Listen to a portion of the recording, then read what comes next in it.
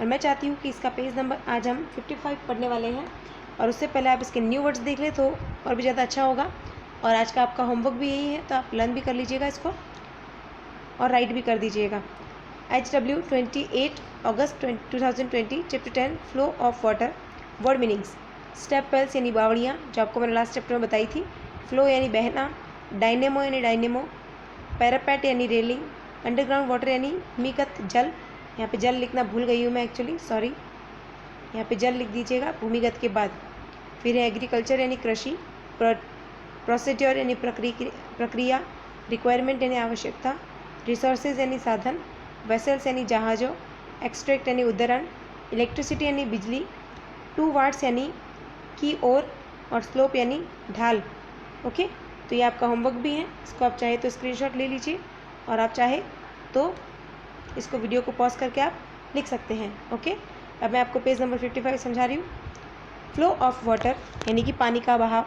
Children, do you know that in rainy season water flows from waterfalls and reverse. क्या आप जानते हैं, बच्चों आपसे बात कर रही हूँ मैं, क्या आप जानते हैं यानी कि आपको पता है बारिश के मौसम में, रेनी सीजन यानी बारिश के मौसम में झरने तथा नदी से पानी बहता हुआ पॉन्ड्स में इकट्ठा होता है। फिर है example, the water flows from upwards to downwards direction. पानी हमेशा अपवर्ड से डाउनवर्ड्स यानी ऊपर से नीचे की तरफ बहता है। We use this flowing water and pond water in our daily life. और ये जो पानी इकट्ठा होता है, इसी पानी को हम डेली के यूज़ में काम में लेते हैं। फिल्टर करने के बाद सप्लाई होता है और हम इसको यूज़ करते हैं। अब क्वेश्चन पूछा है, think and answer the following में। Where have you seen the flowing water. आपने पानी को बहते हुए कहाँ कहाँ देखा है। क्या क्वेश्चन पूछा है आपसे कि आपने पानी को कहाँ कहाँ पर बहते हुए देखा है। तो इसका आंसर तो आपको अपने मन से बताना होगा, लेकिन मैं बता देती हूँ। मैंने पानी को कैनाल्स में यानी नहरों में, और झरनों में यानी वाटरफॉल्स में, नालों में, नदियों में, इन सब में बहते हुए देखा है। Eight which places in your near by area have you seen the flowing water being used. यानी कि इसमें पूछा है आपसे कि आपने एट विच प्लेस यानी आपने पानी को कौन कौन सी जगह पे यानी आपके आसपास कहीं पे आपने अगर पानी को बहते हुए देखा है तो आपको बताना है। तो अपने आसपास मैंने देखा है कि खेतों में, फील्ड्स में, इरिगेशन में वाटर काम आता है, यानी कि सिंचाई में पिलाते हैं ना क्रॉप्स को, फसलों को, तो उसमें काम आता है। और जो फैक्ट्रीज़ वगैरह होती हैं उनमें धुलाई में यानी धोने में और अलग अलग कामों में यूज़ होता है। ओके, उसके बाद देखिए वाटर इन द फील्ड्स यानी खेतों में पानी कैसे यूज़ होता है वो भी देखो। इफ़ रेनफॉल इज़ प्लेंटी यानी कि अगर बरसात अच्छी हो जाए, then there is no problem of water for crops in the farms, but if there is no rainfall और very less rainfall then it is essential to provide water the crops as per the requirement.